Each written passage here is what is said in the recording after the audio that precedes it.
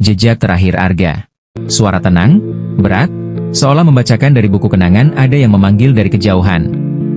Bukan suara manusia, bukan pula seruan alam biasa. Tapi sesuatu yang lebih dalam, sebuah bisikan yang tidak terdengar oleh telinga, hanya terasa oleh jiwa. Arga mendengarnya. Atau mungkin lebih tepatnya, ia merasakannya.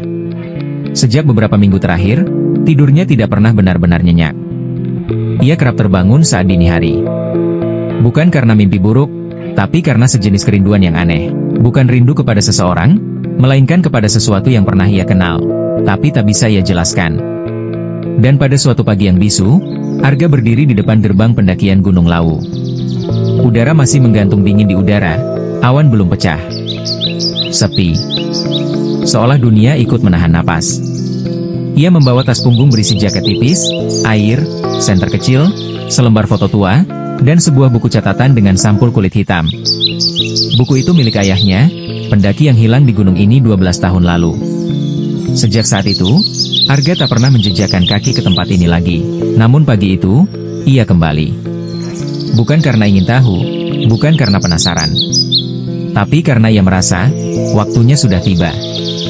SFX, suara langkah kaki menyentuh tanah basah, angin menyapu daun.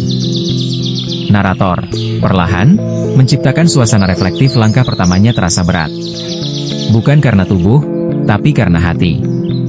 Setiap pohon yang ia lewati terasa seperti mata yang menatap. Setiap desir angin terdengar seperti suara samar ayahnya. Tapi Arga terus berjalan. Sendiri. Ia memilih jalur lama yang sepi, melewati Candi Ceto, tempat yang katanya punya aura berbeda. Arga tidak percaya mistik, tapi ia percaya kenangan. Dan kenangan, kadang jauh lebih menyeramkan daripada hantu. Semakin jauh ia melangkah, semakin ia merasa asing, namun juga akrab. Hutan pinus berdiri tegak, menjulang, menyelimuti jalanan sempit berbatu. Akar-akar pohon mencuat dari tanah, seakan mencoba meraih langkah-langkahnya. Narator, dengan suara melankolis Arga berhenti sejenak. Di tengah hutan yang lengang itu, ia menatap ke langit. Kabut menggantung di sela-sela pepohonan, menyebarkan cahaya pagi menjadi semburat putih yang nyaris suci. Ia menarik napas panjang. Dingin. Tajam. Sama seperti terakhir kali, gumamnya dalam hati. 12 tahun lalu, ia masih anak remaja. Ia berdiri di titik yang sama, menggenggam tangan ibunya sambil memohon agar sang ayah tak jadi naik.